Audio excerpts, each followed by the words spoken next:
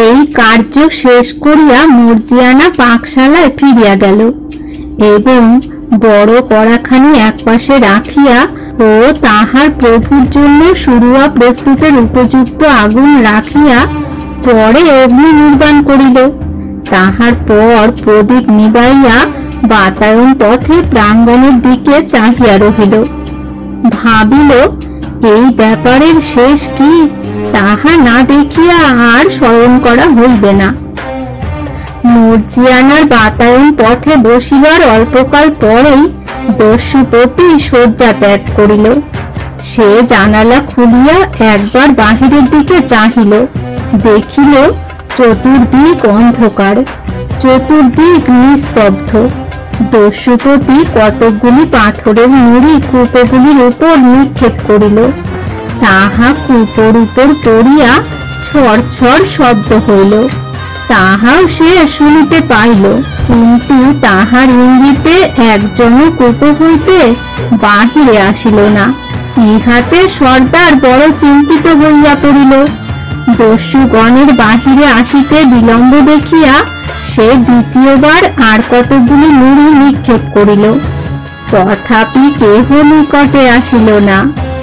ইহার কারণ বুঝিতে না পারিয়া সর্দার প্রাঙ্গণে নামিয়া আসিল এবং প্রথম কূপটির নিকট উপস্থিত হইয়া কূপর কাছে মুখ আনিয়া অতি নিম্ন স্বরে জিজ্ঞাসা করিল, কি হে, ঘুমাইলে নাকি?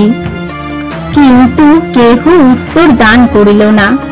সর্দার অধিকতর ভীত হইয়া কূপর আরো নিকটে মুখ আনিয়া দ্বিতীয়বার সেই প্রশ্ন করিবে, এমন সময় হঠাৎ তাহার নাকে তপ্ত তৈল ও দগ্ধ চর্মের উগ্র গন্ধ প্রবেশ করিল।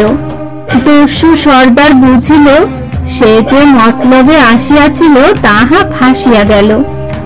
যাহা হোক, সে দ্বিতীয় কূপর নিকট উপস্থিত হইল, কিন্তু তাহার ভিতর হইতেও কাহারও সাড়া পাইল না। দেখিল দ্বিতীয় কূপর দস্যুও প্রাণ ত্যাগ করিয়াছে। এই রূপে ক্রমে সে 37টি কূপর কাছে গেল। সকলগুলির ভিতরেই দস্যুগণের সমান অবস্থা। তৈলপূর্ণ কূপটির নিকট উপস্থিত হইয়া দেখিল সেটি খালি। সুতরাং ব্যাপার কি, তাহা সে অল্পক্ষণের মধ্যেই বুঝিতে পারিল। পরে অধীর হইয়া দস্যুপতি সেই রাত্রেই আলীবাবার গৃহত্যাগ করিয়া পলায়ন করিল।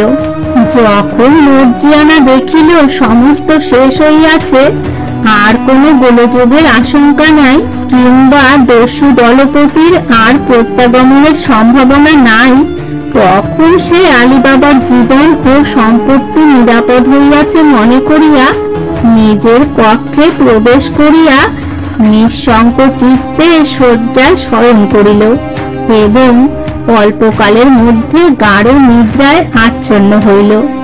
অতি প্রত্যুষে শয্যা ত্যাগ করিয়া আলীবাবা স্নানাগারে প্রবেশ করিল।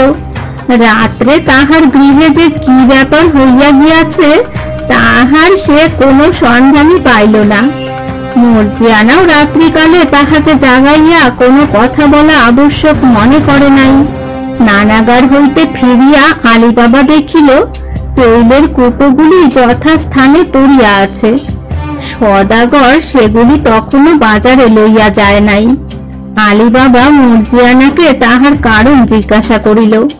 মর্জিয়ানা আলীবাবাকে সঙ্গে লইয়া একটি কূপর নিকট উপস্থিত হইল এবং বলিল, আপনি দেখুন কূপের মধ্যে তৈল আছে কিনা। আলীবাবা কূপের মধ্যে তৈলের পরিবর্তে একজন মানুষ দেখিয়া সভয়ে পিছাইয়া আসিল। মর্জিয়ানা বলিল, আপনার কোনো ভয় নাই, কূপের মধ্যে যে মানুষ দেখিয়াছেন তাহার প্রাণ নাই। আলীবাবা সবিষয়ে জিজ্ঞাসা করিল, মর্জিয়ানা, ইহার কারণ কি, সকল কথা খুলিয়া বলো। মর্জিয়ানা বলিল, আপনি চিৎকার করিয়া কোনো কথা বলিবেন না, প্রতিবেশীগণ টের পাইলে অনর্থ হইতে পারে।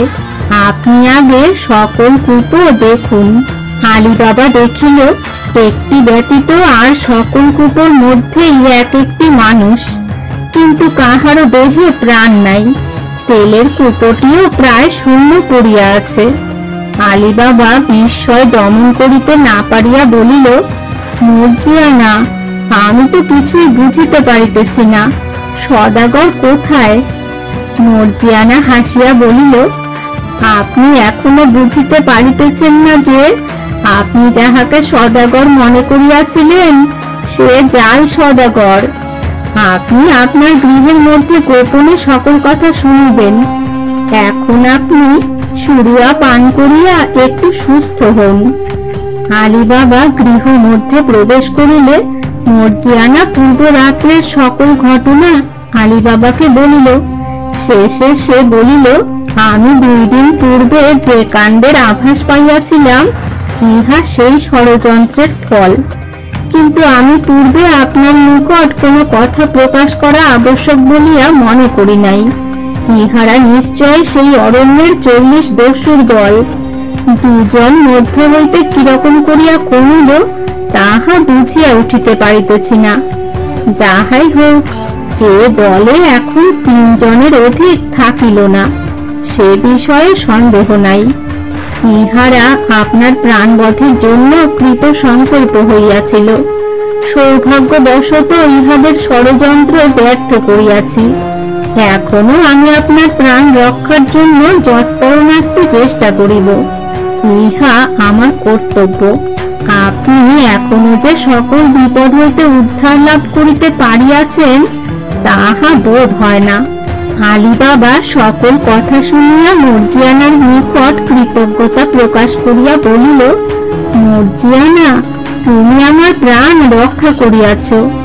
আমি মৃত্যুর পূর্বে তোমার এ ঋণ শোধ করিব।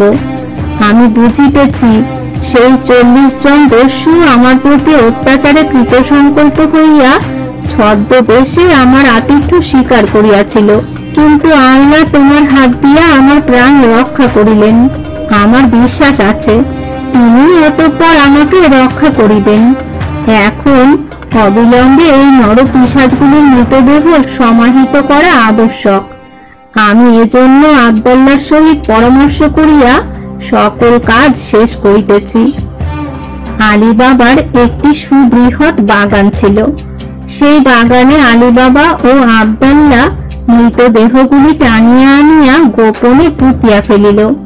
তাহার পর অশ্বতরগুলি বিভিন্ন সময়ে ভিন্ন ভিন্ন ভৃত্যের দ্বারা বাজারে পাঠাইয়া বিক্রয় করিল।